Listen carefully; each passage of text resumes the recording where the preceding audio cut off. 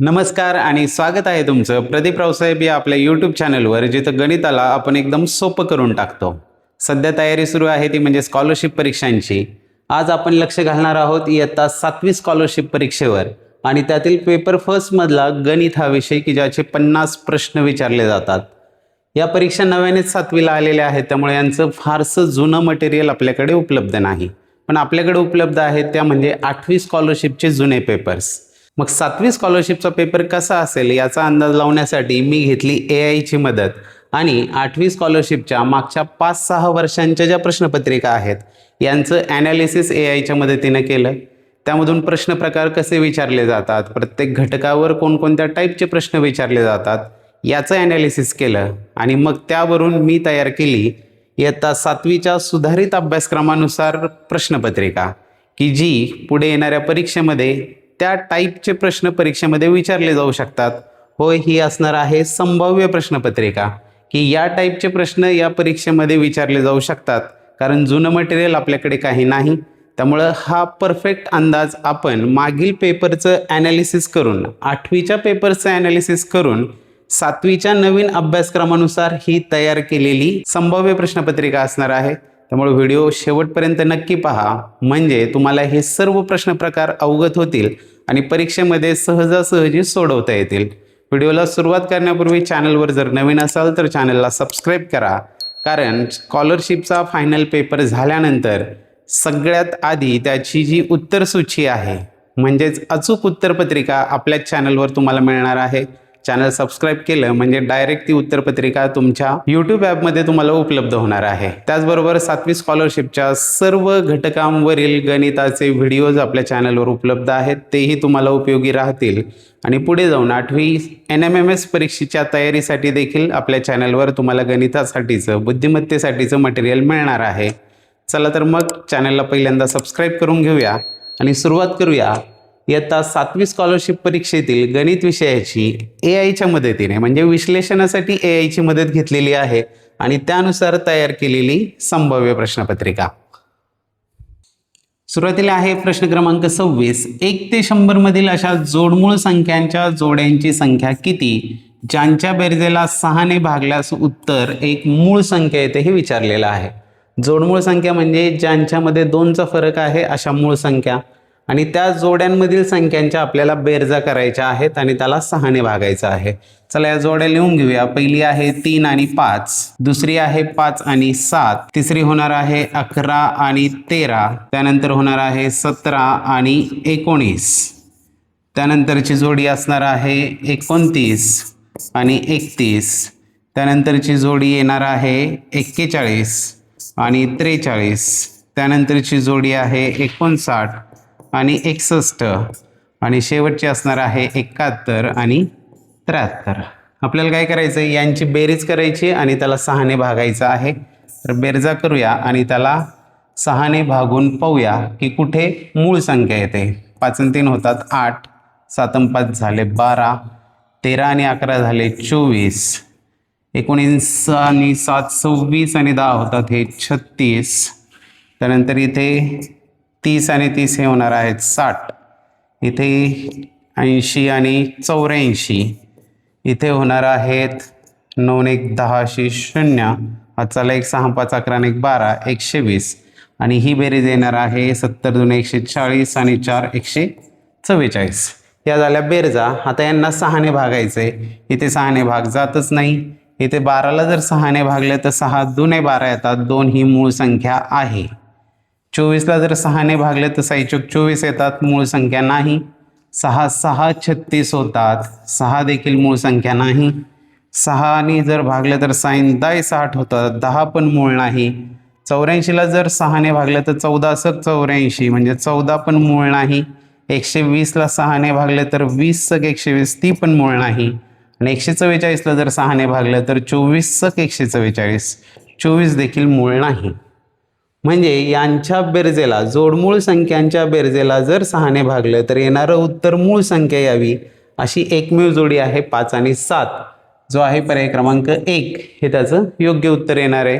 लक्षात घ्या, स्कॉलरशिप परीक्षेमध्ये अभ्यासक्रमावर आधारितच प्रश्न असतात, पण त्यांची काठिण्य पातळी जी आहे ती त्यामध्ये करायच्या क्रिया वाढवलेली असते. आणि आजच्या व्हिडिओमध्ये असेच 2-3 टप्प्यांमध्ये कॅल्क्युलेशन करावे लागतात असे प्रश्न घेतलेले आहेत. अत्यंत निवडक असे ते प्रश्न आहेत आणि सगळे घटक यामध्ये कव्हर केलेले आहेत. अतिशय बॅलन्स्ड अशी ही प्रश्नपत्रिका तयार केलेली आहे की जी अगदी अंतिम परीक्षेप्रमाणे असणार आहे. चला जाऊया पुढील प्रश्नाकडे. पुढे आहे प्रश्न क्रमांक 27 आणि हा रोमन संख्याचिन्हांवर आधारित आहे. CDX CIV plus LIX minus CXV या पदावलीची किंमत आंतरराष्ट्रीय संख्याचिन्हामध्ये किती होते हे विचारलेलं आहे.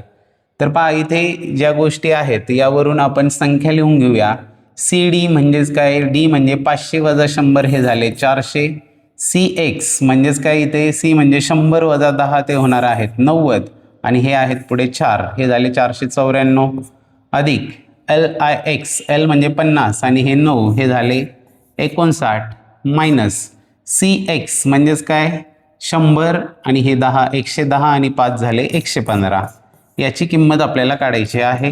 याची बेरीज केली तर 9 4 13 9 5 14 आणि 1 15 आणि 4 आणि 1 5 553 वजा 115 यांची बेरीज करून घेतली आणि 553 वजा 115 केल्यानंतर येणार आहे 438 जो आहे पर्याय क्रमांक 1 हे त्याचं योग्य उत्तर राहील. चला जाऊ पुढील प्रश्नाकडे.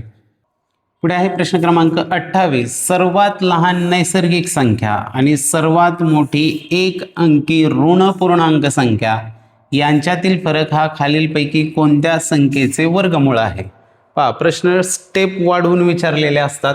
सर्वात लहान नैसर्गिक संख्या म्हणजेच मूळ संख्या नॅचरल नंबर्स ती आहे 1 आणि सर्वात मोठी एक अंकी ऋण पूर्णांक संख्या म्हणजे इंटिजर्स निगेटिव्ह इंटिजर्स त्यातला सगळ्यात मोठा निगेटिव्ह इंटिजर जो आहे तो असतो -1 ऋण 1 यांच्यातला फरक विचारलेला आहे. म्हणजेच 1 मधून हा ऋण 1 वजा करावा लागेल म्हणजेच हे होणार आहेत 1 अधिक 1 बरोबर आले 2. 2 उत्तर आले की पर्यायात आपल्याला 2 दिसतो आणि आपण लगेच तिथे जातो. प्रश्न काळजीपूर्वक वाचायचा आहे. खालीलपैकी कोणत्या संख्येचे वर्गमूळ आहे.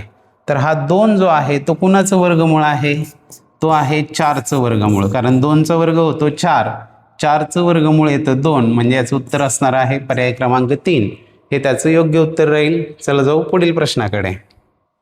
पुढे आहे प्रश्न क्रमांक 29. परिमेय संख्यांच्या संदर्भात खालीलपैकी कोणते विधान सत्य आहे हे विचारलेलं आहे.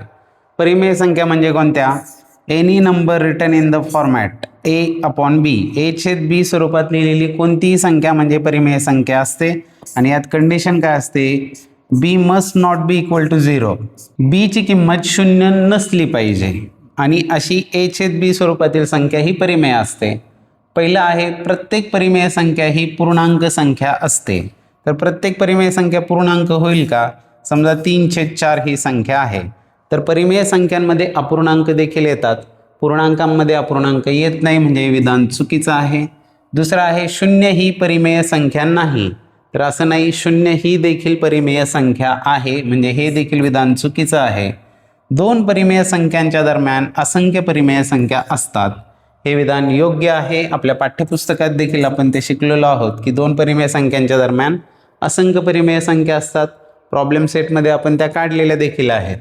चौथा आहे परिमेय संख्येचा छेद 0 असू शकतो. इथंच पाहिलं छेद कधीही 0 येऊ शकत नाही म्हणजे हे विधान जे आहे ते चुकीचं आहे. सत्य विधान जे आहे ते आहे पर्याय क्रमांक 3. चला जाऊया पुढील प्रश्नाकडे. पुढे आहे प्रश्न क्रमांक 30. एका संख्येला 18ने भागल्यास बाकी 1 उरते, 24ने भागल्यास बाकी 7 उरते आणि 36ने भागल्यास बाकी 19 उरते. तर अशी लहानात लहान संख्या कोणती हे विचारलेलं आहे. लहानात लहान संख्या काढायची म्हणजे आधी त्या तिन्ही संख्यांच्या पटीतील संख्या आपल्याला काढावी लागेल. म्हणजेच तिन्हींचा काढावा लागणार आहे लसावी. 18 हे 24 आणि तिसरी आहे ती म्हणजे 36. यांना भाग देऊया. मोठ्यात मोठी संख्या याला 6ने भाग जाईल. 6 त्रिक 18 6 चौक 24 6 6 36. इथून वर तिघांनाही भाग जाणारे संपले म्हणजे 6 मसावी याला आपल्याला काढायचा आहे लसावी. दोघांना भाग जाईल अशी संख्या आहे 3. 3 एके 3 हे 4 असेच 3 दुने 6. परत दोघांना भाग जाईल असे आहे 2 हे 1 असेच बे दुने 4 बे एके बे आणि आता राहिला फक्त 2 तर बे एके बे 1 1 आले खाली. आता यांचा जो लसावी आहे म्हणजेच यांच्या पाड्यात किंवा पटीत असणारी लहानात लहान संख्या असणारे 6 गुणिले 3 गुणिले 2 गुणिले 2 6 त्रिक 18 दुणे 36 दुणे 72. 72 ही संख्या अशी आहे की जिला या तिघांनीही पूर्ण भाग जातो. आपल्याला काय सांगितलंय, 18ने भागल्यास बाकी 1 उरते. 18ने भागले की बाकी 1 उरते म्हणजे 18 वजा 1 झाले 17. 24ने भागल्यास बाकी 7 उरते. 24ने भागले असता बाकी उरते 7. 24 वजा 7 झाले 17 आणि 36ने भागल्यास बाकी 19 उरते. 36 वजा 19 ते पण येतात 17.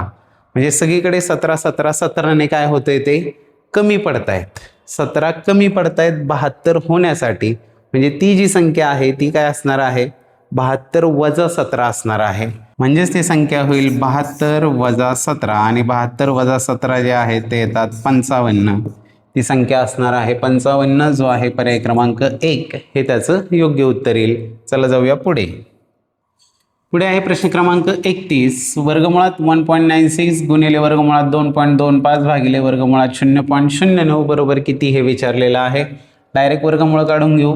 196 वर्ग आहे 14चा, पण 1.96 वर्गमूळ आलं 1.4 गुणिले 225 वर्ग आहे 15चा, म्हणजेच त्याचं वर्गमूळ येणार आहे 1.5 आणि 9 वर्ग आहे 3चा, म्हणजेच 0.09चं वर्गमूळ येणार आहे 0.3. कारण दशांश चिन्हानंतर वर्गात जर 2 अंक असतील तर वर्गमुळात 1च अंक येतो. चला हे सोडवूया. हे सोडवण्यासाठी याला भाग आपण देण्यापूर्वी छेदातलं दशांश चिन्ह काढून टाकूया.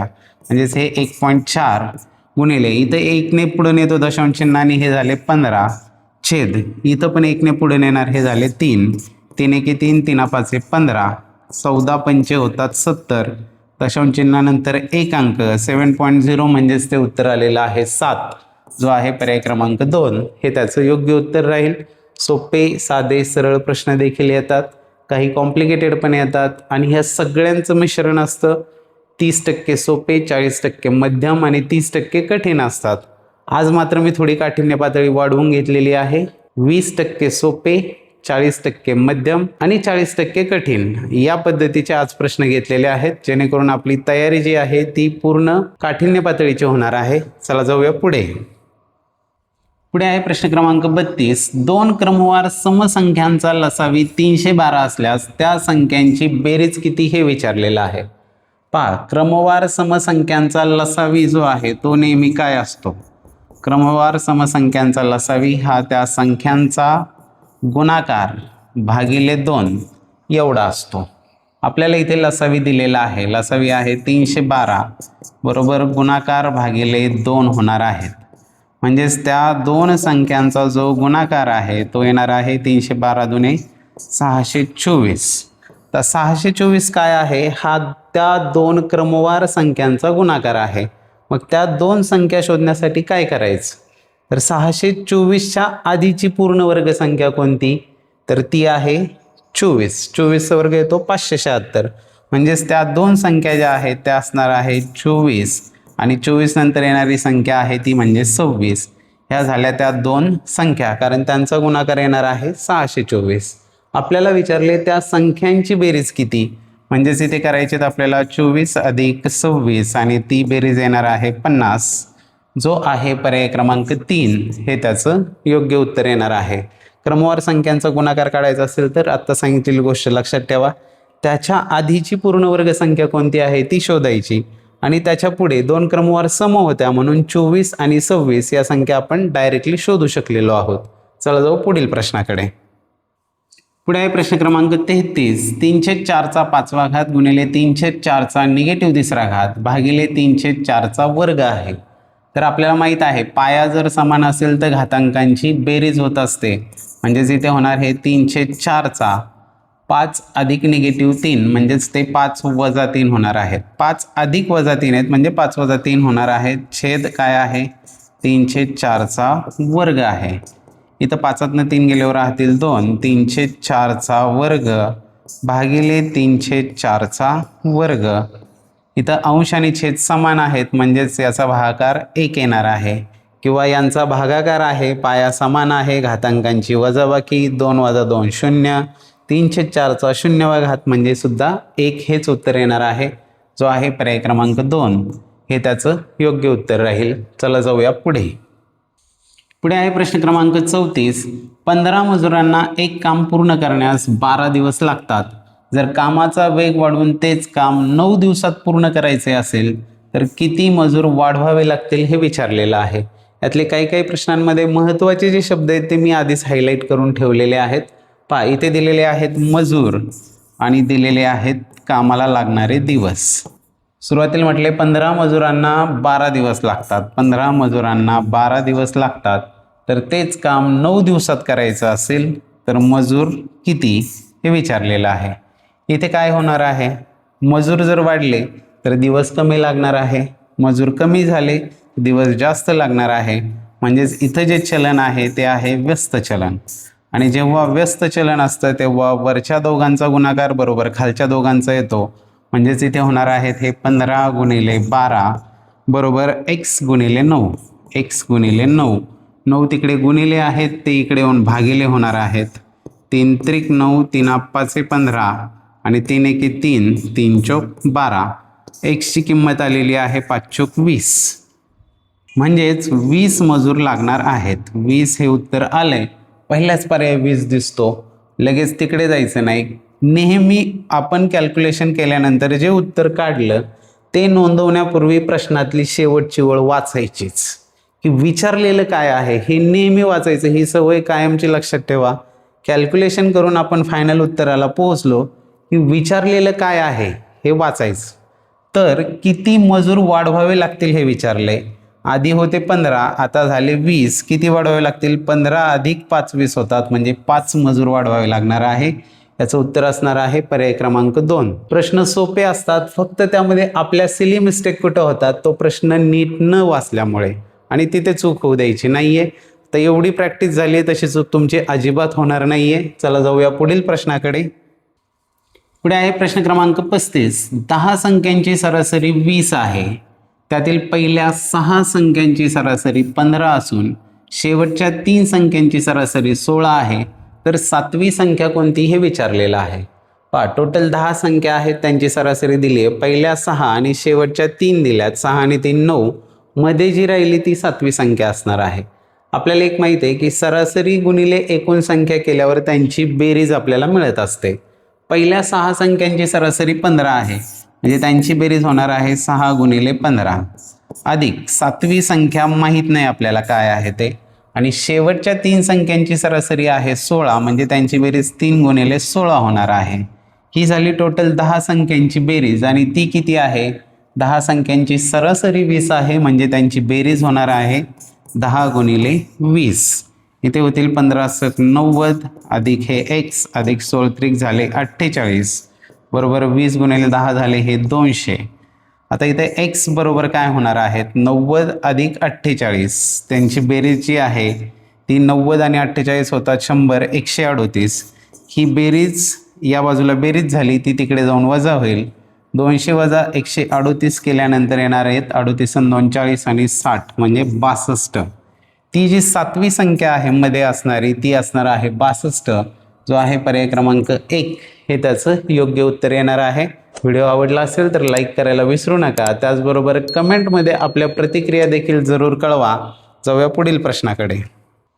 पुढे आहे प्रश्न क्रमांक 36. जर 3 4 स्टार 3 या संख्येला 9 ने निशेष भाग जातो तर स्टारच्या जागी येणाऱ्या अंकाच्या दर्शनी किमतीचा वर्ग किती हे आपल्याला विचारलेलं आहे. संख्या दिली आहे 3 4 आणि हे स्टार आणि 3. याला 9 ने निशेष भाग जाण्यासाठी काय 9 ने विभाज्यतेची कसोटी माहीत पाहिजे. ती आहे अंकांच्या बेरजेला जर 9 ने भाग गेला तर त्या संख्येला 9 ने भाग जातो. अंकांची बेरीज इथं होणार आहे 4 आणि 3 7 आणि 3 10 बेरीज झाली. 10 मध्ये किती मिळवले म्हणजे त्याला 9 ने भाग जाईल. तर 10 मध्ये जर आपण पहिल्यांदा तर 8 मिळवून पाहूया, कारण 9 दुने 18 होता. 10 आणि 8 होणार आहेत 18 आणि मग या संख्येला 9 ने भाग जाणार आहे. म्हणजे स्टारच्या ठिकाणी काय येणार आहे? 8 येणार आहे. 8 आला स्टारच्या ठिकाणी की पहिला पर्याय 8 दिसतो. आपले कॅल्क्युलेशन झाले की विचारले काय तिकडे जायचं. येणाऱ्या अंकाच्या दर्शनी किमतीचा वर्ग किती? दर्शनी किंमत म्हणजे 8ची दर्शनी किंमत 8च आहे. त्या 8ची स्थानिक किंमत 80 आहे. दर्शनी म्हणजे फेस व्हॅल्यू, तर 8चा वर्ग किती हे आपल्याला विचारले. 8चा वर्ग जो आहे तो येतो 64, जो आहे पर्याय क्रमांक 2 हे त्याचं योग्य उत्तर राहील. चला जाऊया पुढील प्रश्नाकडे. पुढे आहे प्रश्न क्रमांक 37 आणि इथं आपल्याला दशांश अपूर्णांक एक पूर्णांक दिलाय आणि यांची बेरीज किती विचारलेला आहे. बेरीज करण्यासाठी एकमेव फॉर्म्युला म्हणजे काय, दशांश चिन्हाखाली दशांश चिन्ह देणे. 1.25 पुढे 0.125 0.1 आणि हे 5 आणि आहेत 125. 125 म्हणजेच हे 5 हे 2 आणि इकडे येणारे 125 यांची करायची बेरीज. पुढे ज्या मोकळ्या जागा आहेत तिथे येणार आहेत झिरोज. तर दशांश चिन्हाखाली दशांश चिन्ह मांडलं, ज्या त्या स्थानाखाली ज्या त्या संख्या मांडल्या, काहीच राहिले नाही. आता यामध्ये हे आले 5, हे झाले 5 आणि 2 7, 5 आणि 2 7 आणि 1 हे झाले 8, हा पॉईंट. 5 आणि 1 6 आणि 2 हे झाले 8, हे 2 आणि 1 झाले 3 आणि हा एक असाच 138.875 जो आहे पर्याय क्रमांक 1 हेच त्याचं योग्य उत्तर राहणार आहे. असाही प्रश्न परीक्षेत येऊ शकतो, फक्त त्यात दशांश चिन्हाखाली दशांश चिन्ह आलं पाहिजे, एवढी साधी गोष्ट लक्षात ठेवायची आहे. चला जाऊया पुढे. पुढे आहे प्रश्न क्रमांक 38. अ, ब व क यांच्या भांडवलाचे गुणोत्तर 2:3:5 असून त्यांना वर्ष अखेर 20,000 रुपये नफा झाला, तर क चा नफा अ च्या नफ्यापेक्षा कितीने जास्त आहे हे विचारलेलं आहे. तर पहा, इथे भांडवलाचं गुणोत्तर दिलेलं आहे आणि नफा टोटल दिलेला आहे. तर एक लक्षात ठेवा, भांडवलाचं गुणोत्तर हेच नफ्याचं गुणोत्तर असतं जर कालावधी समान असेल तर. इथं कालावधी 1च वर्ष आहे, पण जर कालावधी प्रत्येकाचा वेगवेगळा असेल तर एक गोष्ट लक्षात राहू द्या, भांडवलाचं गुणोत्तर गुणिले कालावधीचं गुणोत्तर बरोबर नफ्याचं गुणोत्तर असतं. हे रिलेशन लक्षातच ठेवा. भांडवलाचं गुणोत्तर गुणिले मुदतीचं गुणोत्तर बरोबर नफ्याचं गुणोत्तर असतं. इथं मुदत सेम आहे म्हणजे आपल्याला काही नाही करायचं. हे 2:3:5 जे आहेत हे अ, हा ब आणि हा क हे 20,000 रुपये या प्रमाणामध्ये विभागायचे. इथं समानपट जर आपण x मांडली तर अचं होणार आहे 2x, बचं भांडवल होणार आहे 3x आणि कचं भांडवल जे आहे ते होणार आहे 5x. आपल्याला सांगितलंय या तिघांचे भांडवल 2:3:5 या प्रमाणात आहे. आपल्याला तो नफा या प्रमाणात विभागायचा आहे. तर 2x अधिक 3x अधिक 5x बरोबर त्यांचा जो टोटल नफा आहे तो आहे 20,000. तुम्ही म्हणाल हे भांडवल काढलं आणि हे, तर भांडवल हे इथं भांडवल काढलं आपण, पण हे गुणोत्तर आहे आणि तेच आपण त्या नफ्याला या गुणोत्तरामध्ये विभागून टाकतोय, कारण भांडवलाचं गुणोत्तर बरोबर नफ्याचं गुणोत्तर आहे. इथं 3 आणि 2 5 आणि 5 झाले, हे 10x बरोबर आले 20,000. म्हणजेच x बरोबर येणार आहे 10 तिकडे भागिले होईल, x बरोबर येणार आहे 2,000. ही झाली x ची व्हॅल्यू. आपल्याला विचारलेलं काय आहे आता, क चा नफा अ च्या नफ्यापेक्षा कितीने जास्त आहे. क चा नफा जो आहे तो आहे 5x, अ चा आहे तो 2x, 5x वजा 2x. दोघांचा काढत बसू नका, इथेच काढा. 5x वजा 2x बरोबर आले 3x. आता x बरोबर आहे 2,000, 2,000 गुणिले 3 हे होणार आहेत 6,000. जे 6,000 तो जास्त आहे, जो आहे पर्याय क्रमांक 2 हे त्याचं योग्य उत्तर येणार आहे. चला जाऊया पुढील प्रश्नाकडे. पुढे आहे प्रश्न क्रमांक 39. एका कोणाचा पूरक कोन आणि कोटी कोन यांच्या मापांचे गुणोत्तर 8:3 आहे, तर त्या कोणाचे माप किती. पूरक कोन आणि कोटी कोणावर गॅरंटेड प्रश्न येणार म्हणजे येणार. तर पूरक कोन आणि कोटी कोन यांचं गुणोत्तर दिलेलं आहे आपल्याला, ते आहे 8:3. तर यात समानपट जर आपण x मानली तर पूरक कोन होणार आहे 8x आणि कोटी कोन होणार आहे 3x. एक रिलेशन कायम लक्षात ठेवा की पूरक कोन वजा कोटी कोन बरोबर नेहमी किती असतात, 90 अंश असतात. पूरक कोनातून कोटी कोन वजा केला तर 90 अंश येतात, 90 अंशाचा फरक असतो. म्हणजेच हे 8x वजा 3x बरोबर 90 अंश येणार आहेत. 8तनं 3 गेले झाले 5x बरोबर आले 90. म्हणजेच x बरोबर 5 तिकडे भागिले होईल 18×5 = 90. x ची किंमत आली 18. आपल्याला त्या कोणाचे माप विचारलेलं आहे. लगेच 18 अंश दिसतंय तिथं, विचारले काय हे पाहिजे, कोणाचं माप विचारले. आता इथं कोटी कोन आपण काढून घेऊ. पहिल्यांदा कोटी कोन आहे 3x, म्हणजेच तो किती येणार आहे 3 गुणिले 18. 18 त्रिक तो होणार आहे 54 अंश. कोटी कोन 54 अंश आहे, तर तो मूळ कोन किती असेल, तर मूळ कोन जो आहे तो असणार आहे 90 अंश वजा कोटिकोण तो म्हणजे आहे 54 अंश. 90 मधून 54 गेल्यानंतर येणार आहेत ते 36 अंश. 54 6 60 आणि 30 90. 36 अंश हा तो मूळ कोण असणार आहे जो आहे पर्याय क्रमांक 1. हे त्याचं योग्य उत्तर येणार आहे. चला जाऊया पुढे. पुढे आहे प्रश्न क्रमांक 40. दोन समांतर रेषांना एका छेदिकेने छेदले असतात तयार होणाऱ्या आंतरकोनांच्या एका जोडीचे गुणोत्तर 2:3 असल्यास लहान कोणाचे माप किती हे विचारलेलं आहे. या दोन समांतर रेषा आणि त्यांना एका छेदिकेने छेदल्यावर हे तयार होणारे जे आहेत हे असतात आंतरकोन. यांचं गुणोत्तर जे आहे ते 2:3 आहे. यात समानपट जर x मानली तर ते कोण होतील 2x आणि 3x असे ते कोण असणार आहेत. आता एक लक्षात घ्या, समांतर रेषांना छेदिकेने छेदल्यावर जे आंतरकोन तयार होतात हे परस्परांचे पूरक कोन असतात. पूरक कोन असतात म्हणजेच त्यांची बेरीज जी आहे 2x अधिक 3x ही नेहमी किती असते 180 अंश असते. म्हणजेच हे 5x बरोबर झाले 180 अंश. x बरोबर येणार आहे 5 तिकडे जाऊन भागिले होतील 5 त्रिक 15 5 सक 30. x ची किंमत आली 36 अंश. आपल्याला विचारलेलं काय आहे लहान कोणाचे माप किती हे विचारलंय. त्यातला लहान कोण जो आहे तो आहे 2x म्हणजेच 2 गुणिले 36 अंश म्हणजे 36 दुने 72 अंश हे असणार आहे लहान कोणाचं माप जो आहे पर्याय क्रमांक 1. हे त्याचं योग्य उत्तर राहणार आहे. चला जाऊया पुढील प्रश्नाकडे. पुढे आहे प्रश्न क्रमांक 41. एका वर्तुळाची त्रिज्या 10 सेंटीमीटर असून केंद्रापासून जीवेचे अंतर 6 सेंटीमीटर आहे तर त्या जीवेची लांबी किती हे विचारलेलं आहे.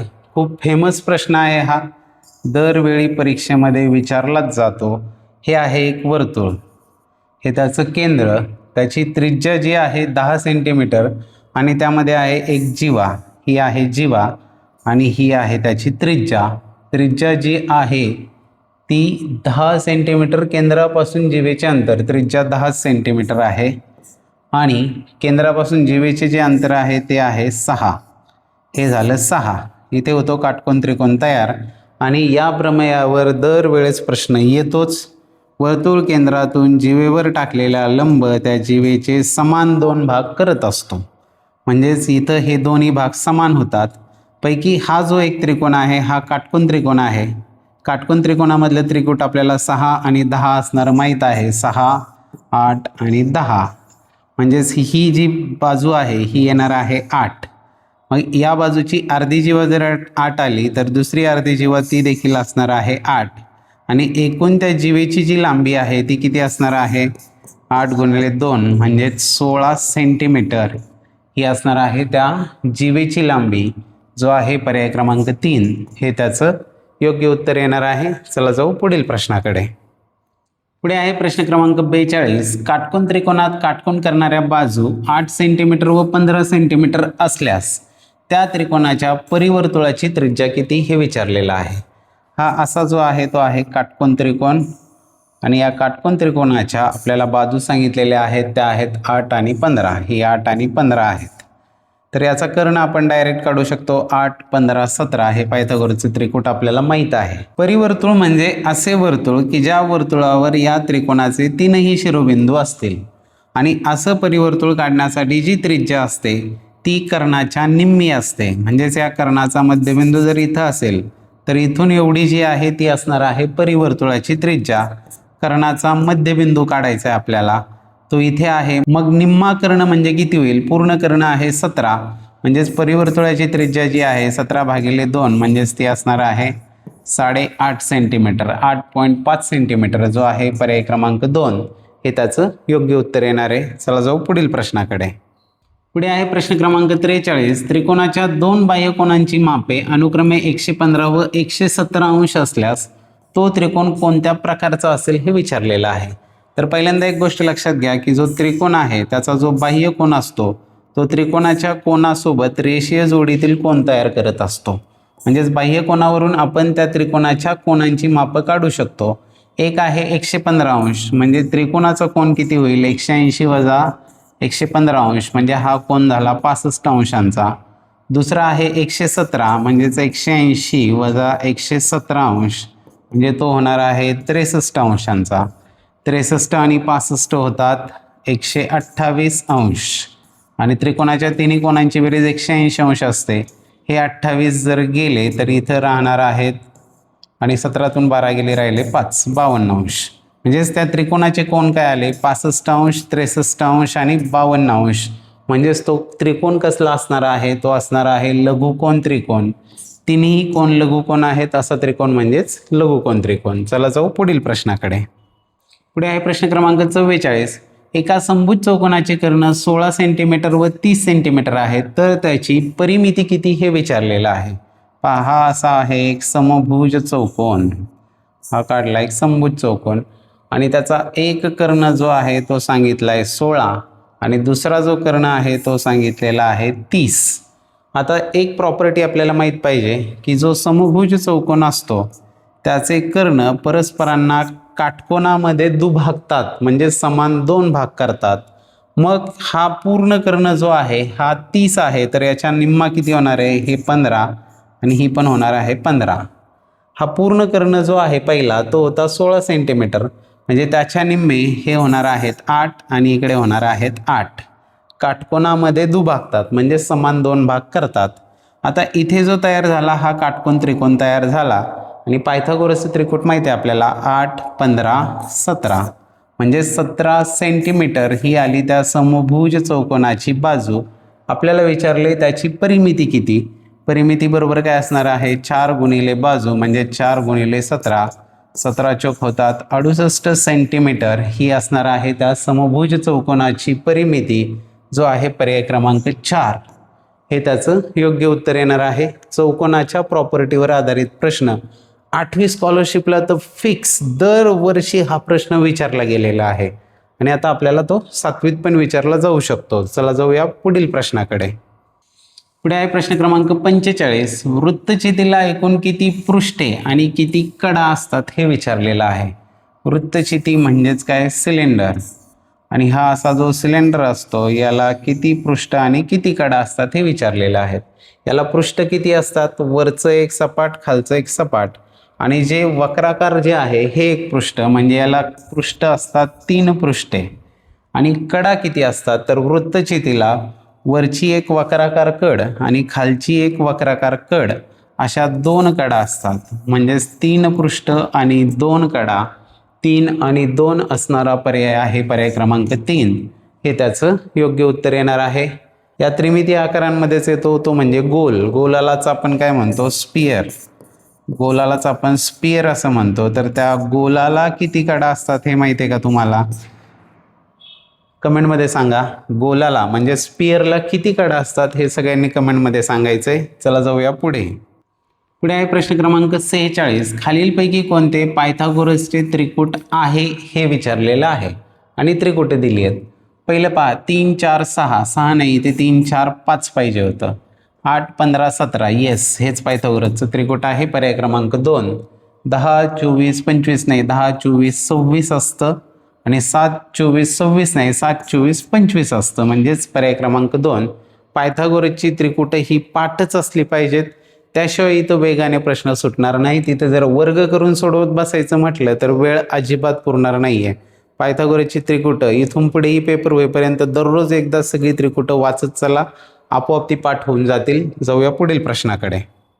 पुढे आहे प्रश्न क्रमांक 47. एका वर्तुळाचा व्यास 21 सेंटीमीटर असल्यास त्याच अर्धवर्तुळाची परिमिती किती हे विचारलेलं आहे. पहा, अर्धवर्तुळ म्हणजे असं असतं आणि त्याची जी परिमिती आहे ती म्हणजे काय असतो, वर्तुळाचा अर्धा परीघ अधिक त्यामध्ये व्यास आपल्याला मिळवावा लागतो. इथं व्यास दिलेला आहे तो आहे 21 सेंटीमीटर, म्हणजेच इथे अर्धा परीघ बरोबर किती येईल हे आपल्याला काढावं लागेल. परीघ काढण्याचं सूत्र व्यासावर आधारित जे आहे ते आहे पायडी. पायडी म्हणजेच काय, पाय गुणिले व्यास, म्हणजेच 2πr हे जे सूत्र आहे वर्तुळाच्या परिघाचं, यातलं 2r म्हणजेच काय असतो, व्यास असतो, म्हणून त्यावरून सूत्र होतं पायडी. पण इथं मात्र आपल्याला अर्धवर्तुळ आहे, मग अर्धवर्तुळाची परिमिती काढण्यासाठी आपल्याला 1/2 गुणिले पायडी करावं लागेल अर्धवर्तुळाची, आणि त्याच्यामध्ये व्यास पण आपल्याला मिळवावा लागणार आहे, अधिक त्याच्यामध्ये डायमीटर ॲड करावा लागेल. चला सोडूया. 1/2 गुणिले पाय म्हणजेच 22/7 गुणिले डी, व्यास दिलेला आहे 21, अधिक त्यात व्यास मिळवायचा आहे तो आहे 21. इथे 11 22 होतील, 7 त्रिक 21 होतील, 11 त्रिक झाले 33 अधिक ते 21 म्हणजे हे 4 आणि हे 5 54 सेंटीमीटर. एकक पण फार महत्त्वाचं असतं. 54 सेंटीमीटर हा असणार आहे अर्धवर्तुळाची परिमिती असणार आहे. चला जाऊ पुढील प्रश्नाकडे. पुढे आहे प्रश्न क्रमांक 48. एकाच बिंदूत छेदणाऱ्या 3 किंवा अधिक रेषांना काय म्हणतात? एकाच बिंदूत छेदणाऱ्या 3 किंवा अधिक रेषांना, एकाच बिंदूतून जाणाऱ्या 3 किंवा 3 पेक्षा जास्त रेषा जर असतील तर त्या लाईन्सला म्हणतो आपण कॉन्करंट लाईन्स, म्हणजेच एकसंपाती रेषा. आणि त्यांच्या संपात बिंदू, त्यांचा छेदन बिंदू जो असतो त्याला आपण म्हणतो संपात बिंदू असं म्हणत असतो. 6वीतच आपलं हे झालेलं आहे की 3 or more lines intersecting at a single point are called concurrent lines and their point of intersection is called as point of concurrence. त्यांना एकसंपाती रेषा म्हणायच्या आणि त्यांचा जो छेदबिंदू आहे त्याला म्हणायचं असतं संपात बिंदू. याचं उत्तर आले पर्याय क्रमांक 2. चला जाऊ पुढे. पुढे आहे प्रश्न क्रमांक 49. एका त्रिकोणाचे 2 कोन 45 अंश व 45 अंश आहेत, तर बाजूंच्या लांबीवरून तो कोणत्या प्रकारचा त्रिकोण आहे हे विचारलेलं आहे. पहा, 45 45 म्हणजे तिसरा कोन 90चा असणार आहे, म्हणजेच तो जो आहे तो काटकोन त्रिकोण असणार आहे. हे तर फिक्स झालं. त्यातले 2 कोन जे आहेत हे आहेत 45 अंश, हा आहे 45 अंश आणि तिसरा 90च असणार आहे.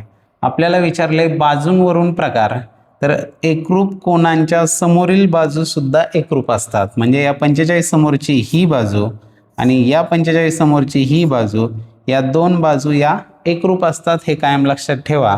मग 2 बाजू एकरूप असणारा त्रिकोण म्हणजेच असतो तो समद्विभुज त्रिकोण, आयसोसेलेस ट्रायंगल ज्याला आपण म्हणतो. पर्याय क्रमांक 2 हे त्याचं योग्य उत्तर राहील. चला जाऊ पुढील प्रश्नाकडे. पुढे आहे प्रश्न क्रमांक 50. 216 मीटर लांबीची दोरी 5 ठिकाणी समान अंतरावर कापली तर प्रत्येक तुकड्याची लांबी किती सेंटीमीटर असेल हे विचारलेलं आहे. प्रत्येक परीक्षेत दोरी ही कापावीच लागते आणि त्यातली एकच टेक्निक आहे की किती वेळा कापल्यावर किती तुकडे होतात. हे जर समजलेलं असेल तर याचे मार्क गॅरंटेड आपल्या खिशामध्ये असतात. पहा, 5 ठिकाणी कापली, ही एक दोरी आहे. ही एक ठिकाणी कापली की याचे 2 तुकडे होतात. ही दोरी जर 2 ठिकाणी कापली तर तुकडे किती होतात? 3 होतात. ही दोरी 5 ठिकाणी कापली म्हणजे हिचे तुकडे किती होणार आहेत? 6 तुकडे होणार आहेत. 6 तुकडे झाले. टोटल लांबी जी आहे 216 मीटर. मग प्रत्येक तुकडा कितीचा? 216 भागिले 6, 6 त्रिक 18 आणि 6 6 36 मीटर. प्रत्येक तुकड्याची लांबी जी आहे 36 मीटर येणार आहे. विचारले काय? प्रत्येक तुकड्याची लांबी किती सेंटीमीटर असेल विचारलेलं आहे. 1 मीटर बरोबर असतात 100 सेंटीमीटर. मग 36 मीटरचे सेंटीमीटर किती होणार? 36 गुणिले 100 म्हणजे 36 वर 2 शून्य येतील. 3600 सेंटीमीटर जो आहे पर्याय क्रमांक 3 हे त्याचं योग्य उत्तर येणार आहे. चला जाऊया पुढील प्रश्नाकडे. पुढे आहे प्रश्न क्रमांक 51. एका इष्टिकाचिती आकाराच्या टाकीची लांबी 3 मीटर, रुंदी 2 मीटर व खोली 1.5 मीटर आहे, तर त्या टाकीची धारकता किती लिटर असेल हे विचारलेलं आहे. जेव्हा कधी लिटरमध्ये विचारतात तेव्हा एक रिलेशन कायमस्वरूपी लक्षात राहू द्या की 1 लिटर बरोबर असतात 1000 घन सेंटीमीटर, घ से मी. मग घन सेंटीमीटरमध्ये जर घनफळ यायचं असेल तर बाजू आपल्याला सेंटीमीटरमध्ये लागतात. इथं आपल्याला घनफळ काढायचं आहे आणि ते घन सेंटीमीटरमध्ये येण्यासाठी बाजू सेंटीमीटरमध्ये करणार आहोत. घनफळाचं सूत्र आहे LBH, लांबी गुणिले रुंदी गुणिले उंची किंवा खोली. इथं लांबी जी आहे 3 मीटर, त्याचे सेंटीमीटर होणार आहे 300. रुंदी आहे 2 मीटर, त्याचे सेंटीमीटर झाले 200 आणि खोली आहे 1.5 मीटर, त्याचे सेंटीमीटर झाले 150. हे सगळं केल्यानंतर जे घनफळ येणार आहे ते घन सेंटीमीटरमध्ये येणार आहे आणि आपल्याला काय करायचे? त्याचे लिटर करायचे. म्हणजेच त्या घनफळाला आपल्याला 1000ने भागावं लागणार आहे, म्हणजेच त्याचे नंतर होणार आहेत लिटर. तर यामध्ये 1 शून्य गेला, हे 2 आणि हे 2 शून्य गेले. राहिले काय? 15 दुने 30 आणि 30 गुणिले 3 झाले 90 आणि ह्या 3 वरचे हे 2 झिरो अजून 9000 आणि हे काय होणार आहेत आता? लिटर. का?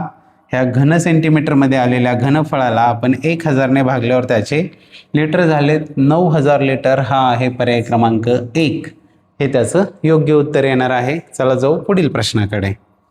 पुढे आहे प्रश्न क्रमांक 52. एका चौरसाचे क्षेत्रफळ 4.41 स्क्वेअर सेंटीमीटर म्हणजे चौरस सेंटीमीटर आहे, तर त्याची परिमिती किती हे विचारलेलं आहे.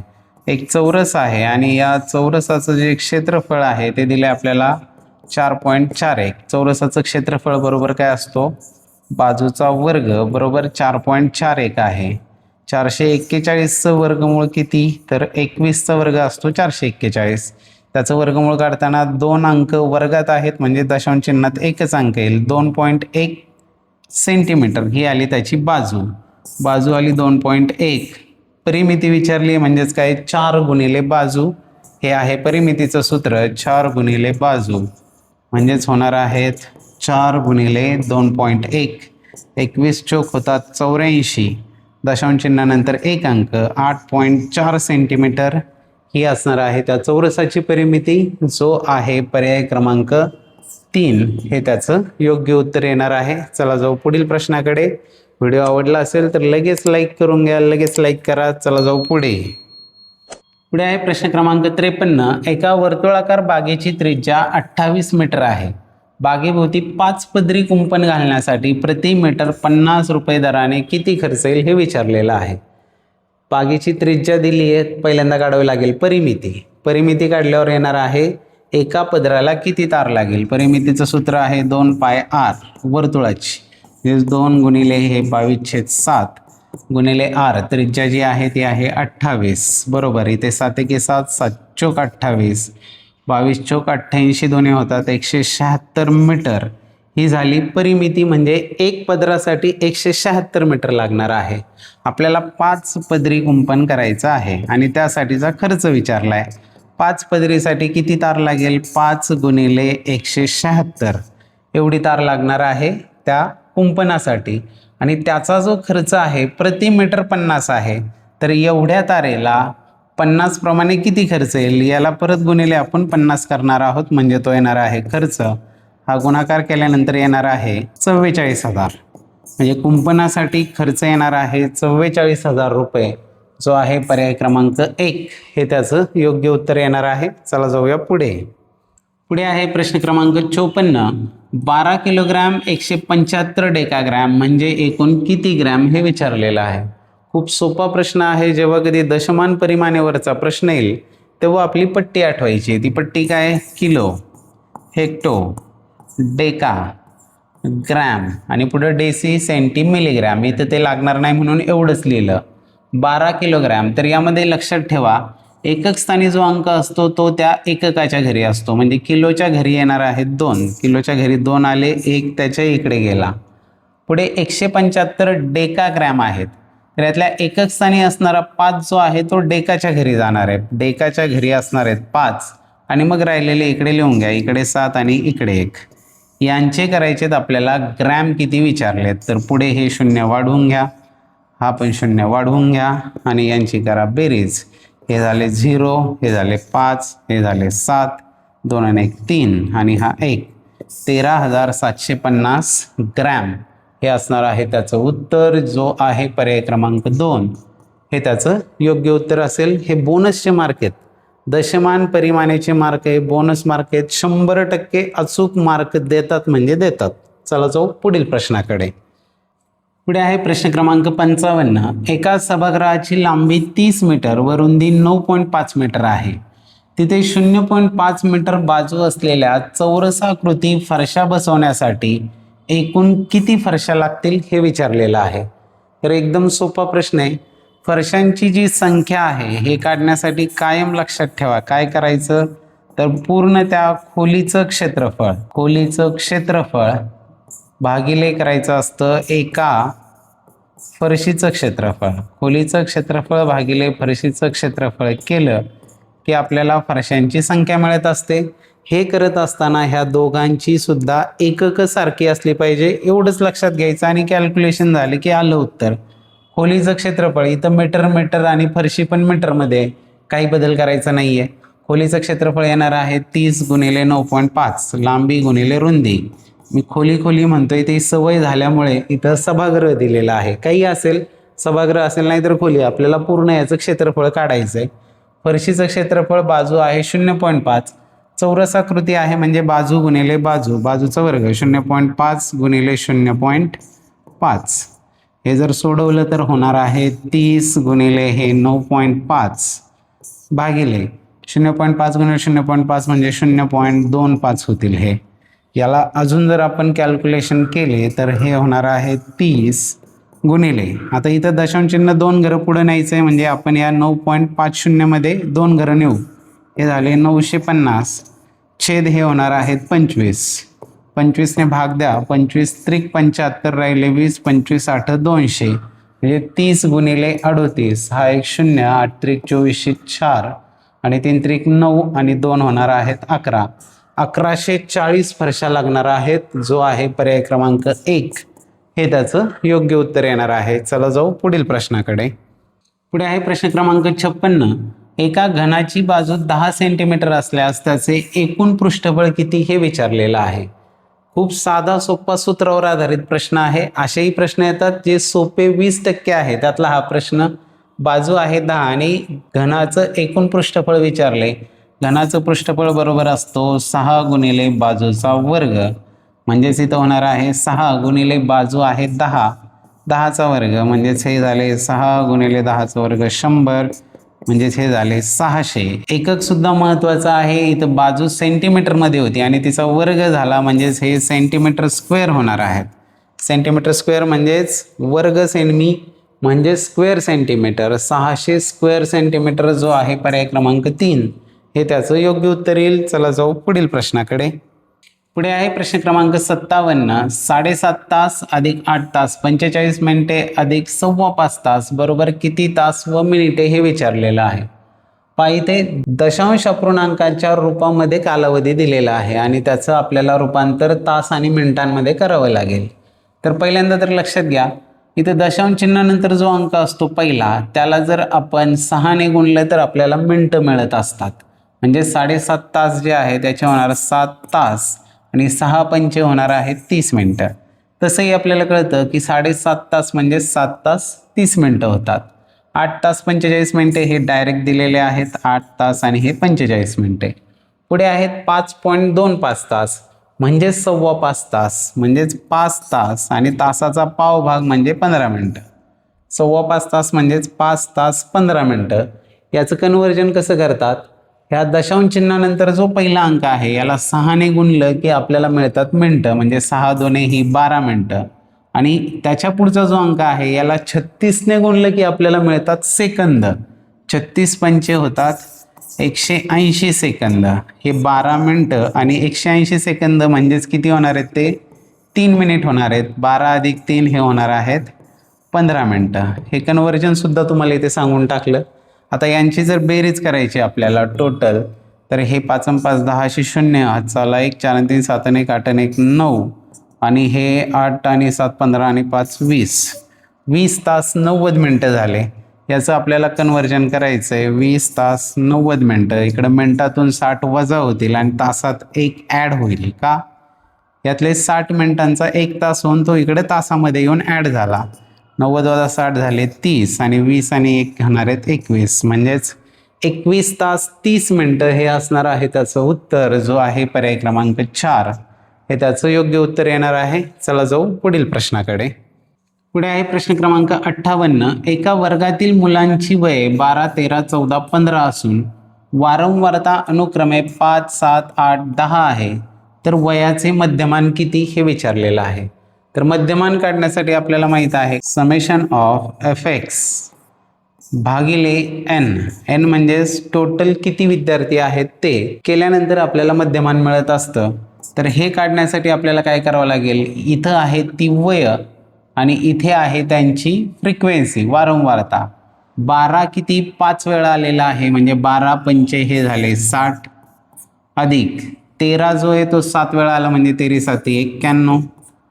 14 जो आहे तो 8 वेळा आला म्हणजे 14 8 112 आणि 15 जो आहे तो 10 वेळा आला म्हणजेच 15 झाले 150. याला भागिले n टोटल किती मुलं आहेत, तर त्यांच्या फ्रिक्वेन्सीची बेरीज जी आहे त्यांची वारंवारता जी आहे तेवढी मुलं असणार आहेत. 10 आणि 8 18 आणि 7 25 आणि 5 30. याला भागायचं आपल्याला 30 ने. तर यांची जर बेरीज केली तर ती येते 413. 413 भागिले 30लाच मी काय लिहितो, 10 गुणिले 3 लिहितो. आणि आता इथे भाग देऊया. 413ला साधारण इथं दशांश चिन्हानंतर 1 अंकापर्यंत पर्याय आहेत, तसे भाग द्यायचं आहे आपल्याला.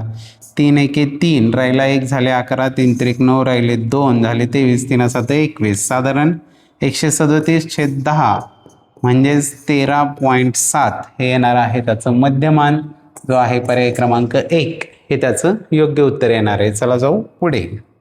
पुढे आहे प्रश्न क्रमांक 59. जोड स्तंभालेखात दोन्ही स्तंभांची काय समान असते?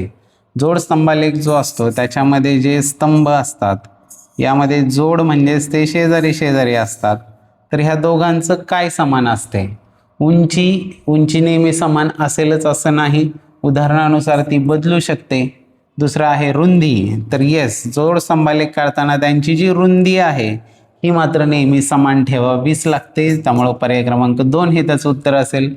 माहितीमध्ये वेगवेगळी असू शकते, रंग पण वेगवेगळे असू शकतात, ते पण समान नसणार आहे. म्हणजे याचं उत्तर जे आहे पर्याय क्रमांक 2 हे येईल. चला जाऊ पुढे.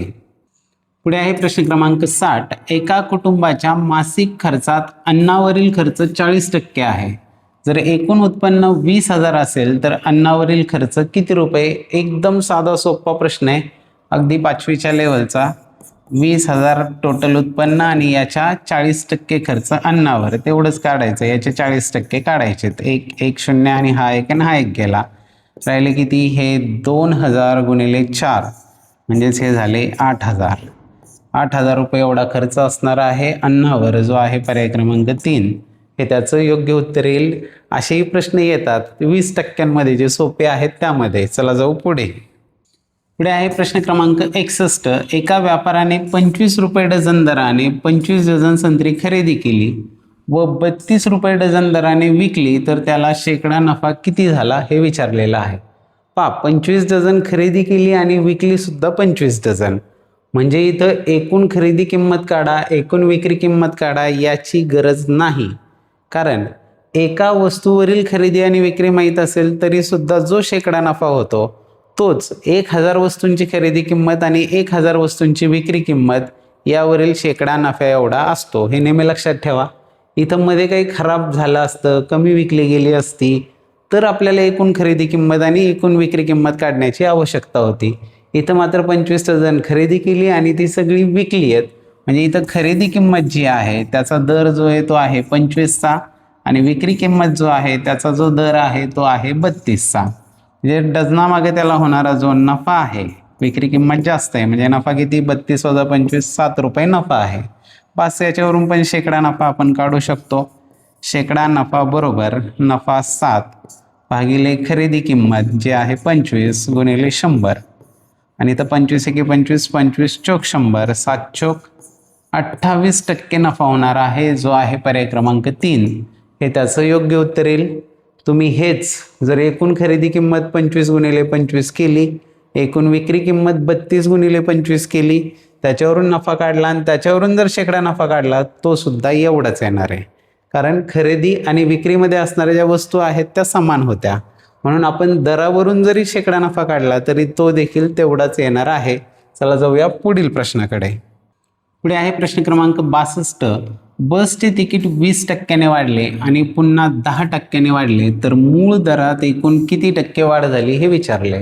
20 आणि 10 30% असं नाही.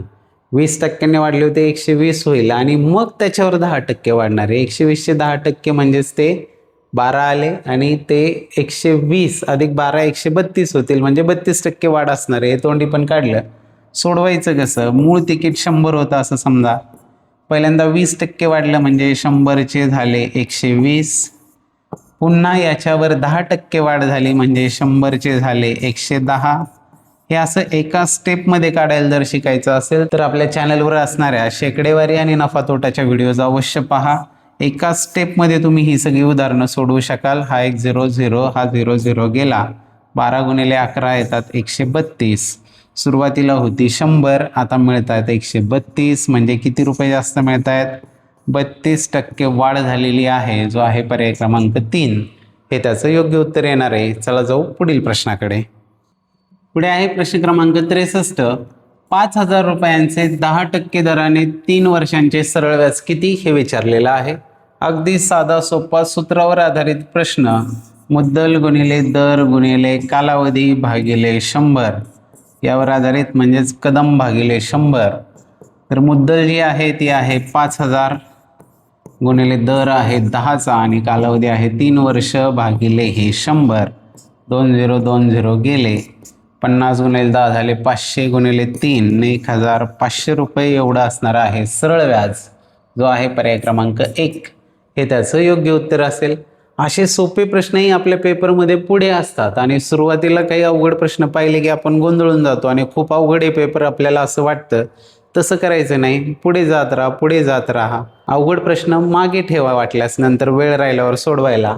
जे सोप्या प्रश्नांचे मार्क आहेत ते पहिले खिशामध्ये टाकून घ्या, ते पहिले मार्क कॅश करून घ्या आणि मग अवघड प्रश्नांकडे जा. पेपर हा बॅलन्स्डच असतो, त्यामुळे अवघड प्रश्नांनी सुरुवातीला गोंधळायचं नाही. जे आपल्याला येणारे आहेत असेही प्रश्न पुढे असतात. चला जाऊया पुढे. पुढे आहे प्रश्न क्रमांक 64. एका दुकानदाराने 26,400 रुपयांना मोबाईल विकला तेव्हा त्याने 12% सूट दिली होती, तर मोबाईलची छापील किंमत किती होती हे विचारलेलं आहे. छापील किंमत आणि इकडे आहे विक्री किंमत. तर इथं सुरुवातीला काय सांगितलंय की 12% सूट दिली. याला पहिलं पकडा 12%, म्हणजे 100 रुपये छापील किंमत असेल तर विकला कितीला? 88लाच विकला. याला त्रैराशिक मांडणं म्हणायचं. 26,400ला तो विकला 26,400ला, तर तो घेतला कितीला, म्हणजे त्याची छापील किंमत काय असेल हे आपल्याला काढायची आहे. या पद्धतीची जी मांडणी आहे याला त्रैराशिक मांडणं म्हणायचं. हे डिटेलमध्ये शिकायचं असेल तर पुन्हा सांगेल, शेकडेवारी नफा तोटाच्या व्हिडिओ पहा चॅनलवरच्या. तुम्हाला कळेल की समीकरण एक्स वगैरे मानून आणि मग फार किचकट पद्धतीने न सोडवता सोप्या पद्धतीने हे कसं सोडवता येतं. इथे करणार आहोत तिरकस गुणाकार. एक्स गुणिले 88 बरोबर होणार आहेत 26,400 गुणिले 100. हे 26,400 गुणिले 100. आता हे 88 इकडे गुणिले आहेत, तिकडे जाऊन होणार आहेत भागिले. भाग देऊया. भाग जाईल 4 2 6, म्हणजे 88ने जाईल 11 8 88. ते 11 दुने 22, 11 चौक 44, 11 0 0 11 0 0. 8ने परत जाईल 8 त्रिक 24 0 0. एक्स बरोबर आला 300 गुणिले 100, म्हणजेच 3 वर 1 2 3 4 0. 30,000. म्हणजेच तो मोबाईल घेतला कितीला असणार आहे? छापील किंमत काय असणार आहे त्याची? 30,000 रुपये, जो आहे पर्याय क्रमांक 1 हे त्याचं योग्य उत्तर असणार आहे. चला जाऊ पुढे. पुढे आहे प्रश्न क्रमांक 65. अजयला बलबीरपेक्षा 25% गुण कमी मिळाले, तर बलबीरला अजयपेक्षा किती टक्के गुण जास्त मिळाले हे विचारलेलं आहे. इकडे आहे अजय, इकडे आहे बलबीर. यासाठी काही पुस्तकांमध्ये क्लुप्त्या सांगितलेल्या आहेत. तर क्लुप्त्यांच्या मी विरोधातला आहे. मला वाटतं की बेसिक समजून घ्यावं त्यातलं. ते कितीही वर्षांनंतर परत गणित आलं तर सोडवता येतं. क्लुप्ती पाठ केली, सूत्र पाठ केलं की ते विसरलं की तुमचं गणित संपलेलं असतं, तुम्हाला परत काही येत नाही. त्यामुळे बेसिक समजून घ्या. अजयला बलबीरपेक्षा 25% गुण कमी मिळाले. 25% कमी मिळाले म्हणजे बलबीरला जर 100 असतील तर अजयला 75 मिळाले. आणि विचारले तर बलबीरला अजयपेक्षा किती टक्के गुण जास्त मिळाले. या बलबीरला अजयपेक्षा किती टक्के जास्त मिळाले. ज्याला पेक्षा लागला त्याला छेदात घ्यायचं, हे नेहमी लक्षात ठेवा. अजयला आहेत 75. 75 पेक्षा बलबीरला किती गुण जास्त आहेत? 25 गुण जास्त आहेत. तर 100 पैकी किती, एवढंच काढायचं आहे आपल्याला, की अजयपेक्षा बलबीरला किती टक्के गुण जास्त आहेत हे काढायचं आहे. इथे होईल 25 एके 25, 25 त्रिक 75, म्हणजेच हे आले 100/3. 100/3 म्हणजेच 33 त्रिक 99, राहिला 1/3. 33.1/3% गुण जास्त मिळाले, जो आहे पर्याय क्रमांक 2 हे त्याचं योग्य उत्तर असेल. व्हिडिओ आवडला असेल तर लाईक करा. त्याचबरोबर चॅनल सबस्क्राईब केलेलं नसेल तर सबस्क्राईब करून घ्या, कारण स्कॉलरशिपची परीक्षा झाल्यावर सगळ्यात पहिल्यांदा तुम्हाला उत्तरसूची जी आहे, अचूक उत्तरसूची आपल्या चॅनलवर मिळणार आहे. चला जाऊया पुढील प्रश्नाकडे. पुढे आहे प्रश्न क्रमांक 66. अमोलने 15 लाख रुपयांचा हार 20% नफ्याने विकला, तर विक्री किंमत किती हे विचारलेलं आहे. 15 लाखांचा हार आणि हा विकलाय 20% नफ्याने. 20% नफ्याने पुढे म्हणजेच तो 100चा विकला कितीला 120ला. हे कसं केलं, एका स्टेपमध्ये 15 लाखांचा 20% वाढवायचेत आपल्याला, म्हणजे 100चे 120 होणार आहेत, 120% काढायचेत. हे समजून घ्यायचं असेल शेकडेवारी नफा तोटाच्या व्हिडिओ चॅनलवरच्या पहा. पुन्हा मी तेच सांगतोय, पण खरोखर त्यामुळे तुम्ही एका स्टेपमध्ये या पद्धतीची उदाहरणं सोडवू शकणार आहात. इथे 15 गुणिले 12 होणार आहेत 180 आणि 1 2 3 आणि 4 शून्य, 1 2 3 4 शून्य, हे किती झाले 18 लाख रुपये. म्हणजेच तो हार कितीला विकला असेल 18 लाखांना, जो आहे पर्याय क्रमांक 4 हे त्याचं योग्य उत्तर येणार आहे. चला जाऊ पुढील प्रश्नाकडे. पुढे आहे प्रश्न क्रमांक 67.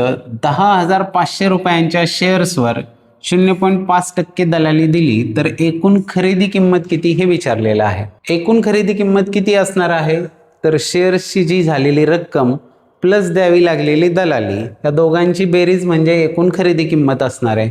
किती दलाली द्यावी लागली ते आधी काढूया. हे 10,500 आणि याचे 0.5% आपल्याला काढायचे. तर 0.5% काढताना काय करूया, 10,500 गुणिले हा पॉईंट घालून टाकू, याला 5 करूया आणि छेदातल्या या 100वर आणखी 1 शून्य वाढवूया. हे जर केले तर हे 2 झिरोज आणि हे 2 झिरोज गेले. 5 एके 5 आणि 5 दुने 10 झाले. 105/2, 105/2 म्हणजेच ते होणार आहेत 52. 52 एवढी द्यावी लागलेली आहे दलाली.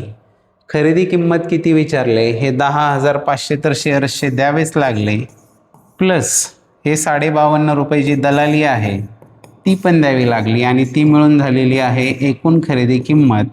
ती येणार आहे 10,552.5 रुपये.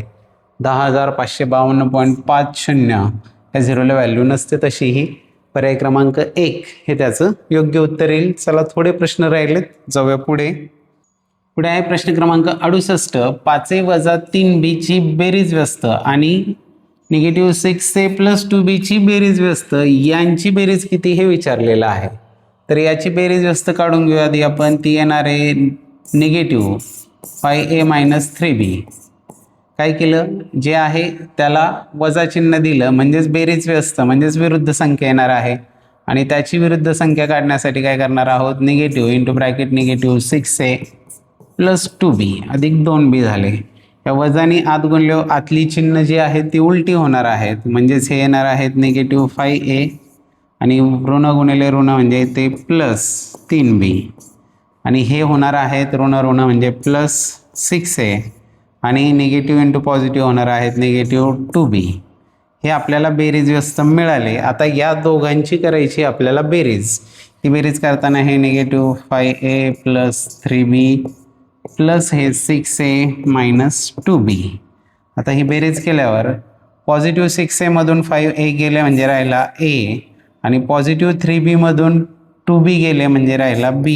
a प्लस b जो आहे पर्याय क्रमांक 3 हे त्याचं योग्य उत्तर येणार आहे. बेरीज व्यस्त म्हणजेच अपोजिट नंबर विरुद्ध संख्या ज्याला म्हणतो की ज्यात पॉझिटिव्हचा निगेटिव्ह निगेटिव्हचा पॉझिटिव्ह होतो. गुणाकार व्यस्त म्हणजे काय, त्या दोघांचा गुणाकार एक येत असतो, त्यात खाली डोकं वर पाय एवढं होत असतं, म्हणजेच अंश आणि छेद यांची अदलाबदल होत असते. चला जाऊ पुढील प्रश्नाकडे. पुढे आहे प्रश्न क्रमांक 69. 7x वर्ग वजा 2x अधिक 4 मधून कोणती बहुपदी वजा केल्यास 10x वर्ग अधिक 5 मिळेल हे विचारलेलं आहे. हे म्हणजे कसं झालं, 5 मधून काय वजा केलं म्हणजे 3 मिळेल असं विचारलेलं आहे. तर काय करायला पाहिजे मग, 5 मधून आपण 3च वजा केले तर काय उत्तर येईल ते आपल्याला मिळतं 2. इथं तेच करायचंय. 7x वर्ग वजा 2x अधिक 4 मधून आपण तेच वजा करायचे, म्हणजे ते मिळण्यासाठी काय वजा करावं लागतं हे मिळेल आपल्याला. हे 7x वर्ग मायनस 2x प्लस 4 यातून मायनस करायचे. मायनस जेव्हा येईल तेव्हा ब्रॅकेट गरजेचाच असतो हे लक्षात ठेवा, कारण आतल्यांची चिन्ह बदलत असतात. त्यामुळे हे होणार आहेत 7x वर्ग मायनस 2x प्लस 4 हे मायनस 10x² होणार आहेत आणि निगेटिव्ह इंटू पॉझिटिव्ह हे -5 होणार आहेत. इथे 7x वर्ग आणि 10x वर्ग हे निगेटिव्ह आहेत. निगेटिव्हचे 10 सैनिक आहेत, पॉझिटिव्हचे 7 सैनिक आहेत. म्हणजे काय होणार, युद्ध होणार आणि यातले निगेटिव्हचेच 3 सैनिक शिल्लक राहणार, म्हणजे -3x². -2x आणि पुढे काय होणार आहे, हे +4 आणि हे आहेत -5, म्हणजे इथून काय येणार आहेत, +5 मधून हे +4 ॲड जर केले तर यात होतात -1. म्हणजेच काय आलं, -3x² -2x -1. -3x² -2x -1 जो आहे पर्याय क्रमांक 2 हे त्याचं योग्य उत्तर येणार आहे. चला जाऊया पुढील प्रश्नाकडे. पुढे आहे प्रश्न क्रमांक 70. विस्तार करा 2x + 3y ब्रॅकेटचा स्क्वेअर. तर यासाठी आपल्याला सूत्र वापरायचं ते म्हणजे a+b ब्रॅकेट स्क्वेअर. झोपेतून उठवलं तरी सुद्धा हे सूत्र सांगता आली पाहिजेत. हे वर्ग विस्तार आपले इतके परफेक्ट पाठ पाहिजेत. मग 2x + 3y bracket square is equal to काय होणार आहे, 2चा वर्ग 4x² प्लस 3 दुणे 6xy त्याची दुप्पट 12xy प्लस 3y वर्ग जो आहे तो आहे 9y वर्ग. म्हणजे 4x² अधिक 12xy अधिक 9y वर्ग जो आहे पर्याय क्रमांक 2 हे त्याचं योग्य उत्तर येणार आहे. पहा, यामध्ये बीजगणितातले जे प्रश्न होते, बैजिक राशींवरचे जे प्रश्न होते हे थोडे सोप्या लेवलचे आलेले आहेत. कारण पेपर काढताना हा बॅलन्स साधावा लागतो. सोपे 30%, मध्यम 40%, कठीण 30%. मग कोणत्या घटकावर कठीण प्रश्न पडतील आणि कोणत्या घटकावर सोपे प्रश्न पडतील हे आपण शुअरली नाही सांगू शकत. त्यामुळे प्रत्येक घटकावरील 3ही स्तराचे जे प्रश्न आहेत याचा आपला अभ्यास असला पाहिजे. मी काढलेल्या या पेपरमध्ये बैजिक राशींवरचे जे प्रश्न होते ते सोप्या लेवलला आलेत आणि दुसरे जे प्रश्न होते त्यांची लेवल तिकडे वाढलेली आहे. हा बॅलन्स पेपर काढणाऱ्या व्यक्तीला सांभाळावाच लागत असतो. पण आपली तयारी मात्र सगळ्या घटकांची काठिण्य स्तराचीच असली पाहिजे. चला जाऊया पुढील प्रश्नाकडे. पुढे आहे प्रश्न क्रमांक 71. एका संख्येच्या तिपटीतून 5 वजा केल्यास 10 येतात तर ती संख्या कोणती? एकदम सोपा एकचल समीकरणांवर आधारित प्रश्न. विधान वाचता वाचता समीकरण करायचं. एका संख्येच्या तिपटीमधून 5 वजा केले असता 10 येतात. झालं समीकरण तयार. हे 3x हे -5 तिकडे जाऊन प्लस होणार आहेत. 10 + 5 होणार आहेत 15. x बरोबर येणार आहे 3 5 15. ती संख्या असणार आहे 5 जो आहे पर्याय क्रमांक 3 हे त्याचं योग्य उत्तर राहील. अगदी सोपा प्रश्न. चला जाऊया पुढे. पुढे आहे प्रश्न क्रमांक 72. जर x बरोबर -2 तर 2x² + 3x + 1 ची किंमत किती हे विचारले. हा पण सोपा प्रश्न आहे. इथं काय करायचंय, x दिसला की -2 टाकायचा, बाकी काही डोकं नाही लावायचं. 2 × x² म्हणजेच हे -2 प्लस 3 गुणिले x म्हणजेच काय, हे -2 प्लस 1 बस. 2 गुणिले -2 पॉझिटिव्ह 4 येतो. इथं 3 गुणिले -2 हे -6 होणार आहेत. हे +1 आहेत. 4 दुणे झाले 8 वजा 6 अधिक 1. 8तनं 6 गेले राहिले 2 आणि 1 होतो 3. उत्तर येणार आहे 3 जो आहे पर्याय क्रमांक 4 हे त्याचं योग्य उत्तर येणार आहे. चला जाऊ पुढील प्रश्नाकडे. पुढे आहे प्रश्न क्रमांक 73. x - 7 × x - 8 चा गुणाकार कोणता हे विचारलेला आहे. या x - 7 आपल्याला x - 8 ला गुणायचं आहे. तर यासाठी सूत्र पण आहे ते वापरलं आणि त्याने केलं तरी देखील चालेल. मला पण ते सूत्र वापरायला आवडतच नाही. मी प्रत्यक्ष सोडून पाहणं यामध्ये जास्त भरोसा ठेवतो. कारण सूत्रात थोडी गफलत झाली तर आपलं चुकू शकतं आणि हे 1 मिनिटाच्या आत सुटणारा प्रश्न आहे. त्यामुळे इथं जास्त त्रास नाही. पहिल्यांदा x याला गुणणार आणि मग -7 गुणणार. x गुणिले x - 8 -7 गुणिले हे x - 8 म्हणजेच हे झाले x² वजा 8x हे -7x आणि 7 8 56 ते प्लस होणार आहेत +56 म्हणजेच हे x² 8 आणि 7 हे झाले -15x प्लस हे झाले 56. x² -15x प्लस 56 आणि -15x जो आहे पर्याय क्रमांक 1 हे त्याचं योग्य उत्तर येईल. चला जाऊया पुढे. पुढे आहे प्रश्न क्रमांक 74. 3x बरोबर 27 आणि y बरोबर 9 असल्यास x + y ची किंमत किती हे विचारलेलं आहे. हा देखील सोपा प्रश्न आहे. 3x बरोबर 27 म्हणजेच x बरोबर येणार आहे 3 9 27 आणि y ची किंमत जी आहे ती पण आहे 9. एक्स प्लस वाय बरोबर किती विचारले, म्हणजेच 9 अधिक 9 बरोबर होणार आहेत 18. हे त्याचं उत्तर जो आहे पर्याय क्रमांक 2. अतिशय साधा सिंपल प्रश्न होता. चला जाऊ पुढील प्रश्नाकडे. आणि आलोय आता आपण आजच्या शेवटच्या प्रश्नाकडे. व्हिडिओ आवडला असेल तर नक्की लाईक करा, कमेंटमध्ये आपल्या प्रतिक्रिया देखील जरूर सांगा. आपल्याला कोणत्या घटकात अडचण वाटत असेल तर त्या घटकाचं नाव देखील कमेंटमध्ये सांगा, म्हणजे त्यावर व्हिडिओज करता येतील. तशा बहुतेक सर्व घटकांच्या व्हिडिओज आपल्या चॅनलवर उपलब्ध आहेत. आणि मी खूप वेळा सांगत आलो आहे की पोलीस भरतीचा आणि 7वी स्कॉलरशिपचा अभ्यासक्रम सेम आहे. जसेच्या तसे प्रश्न पोलीस भरतीतले 7वी स्कॉलरशिपमध्ये आहेत, आत्ताच्या गाईडमध्ये आहेत. त्यासाठी आपल्या चॅनलवरील व्हिडिओज पहा, त्यातले प्रश्न पहा, ते आहे तसे तुम्हाला 7वी स्कॉलरशिपच्या गाईडमध्ये दिसतील. व्हिडिओ आवडला असेल तर नक्की लाईक करा. त्याचबरोबर अजूनही चॅनल सबस्क्राईब केलं नसेल तर चॅनल सबस्क्राईब करून घ्या, कारण स्कॉलरशिपचा फायनल पेपर झाल्यानंतर त्याची अचूक अशी उत्तरपत्रिका तुम्हाला सगळ्यात पहिल्यांदा आपल्या चॅनलवर मिळणार आहे. त्याचबरोबर 8वी NMMS परीक्षेसाठी देखील बुद्धिमत्ता आणि गणिताच्या व्हिडिओज देखील आपल्याला उपलब्ध होणार आहेत. त्यामुळे चॅनल सबस्क्राईब करा आणि मोफत त्या गोष्टींचा लाभ घ्या. पाहूया शेवटचा प्रश्न क्रमांक 75. आईचे वय मुलाच्या वयाच्या 3 पट आहे. दोघांच्या वयाची बेरीज 40 वर्षे असल्यास आईचे वय किती हे विचारलेलं आहे. तर पहा, इथं जे मूल आहे त्या मुलाचं वय मानूया x, म्हणजेच आईचं वय किती होणार आहे 3x होणार आहे. आता उदाहरणात काय सांगितलंय, दोघांच्या वयाची बेरीज म्हणजे x अधिक 3x बरोबर आहे ती 40, म्हणजेच हे 4x बरोबर झाले 40. x बरोबर आला 10 वर्ष. 10 वर्ष पहिलाच पर्याय आहे, पण ते काय आहे आपल्याला विचारले काय, x ची किंमत 10 आली म्हणजे मुलाचं वय 10 वर्ष आले. आपल्याला विचारलेलं आहे आईचं वय. आईचं वय किती आहे 3x आहे, म्हणजेच हे 3 गुणिले 10 बरोबर 30 वर्ष हे असणार आहे आईचं वय, जो आहे पर्याय क्रमांक 4. हे त्याचं योग्य उत्तर येणार आहे. चला जाऊ पुढे. अशा पद्धतीने AI मदतीने आपण मागील प्रश्नपत्रिकांचं ॲनालिसिस करून एक संभाव्य अशी आदर्श प्रश्नपत्रिका संपूर्ण सोप्या स्पष्टीकरणासह तुमच्यासमोर मांडलेली आहे. याचा अभ्यास निश्चितच तुम्हाला फायद्यात राहणार आहे. तुम्हाला सर्वांना पुढील वाटचालीसाठी, अभ्यासासाठी आणि स्कॉलरशिपच्या फायनल पेपरसाठी देखील हार्दिक शुभेच्छा. बेस्ट ऑफ लक. भेटूया फायनल पेपर नंतरच्या आन्सर कीच्या व्हिडिओमध्ये. धन्यवाद.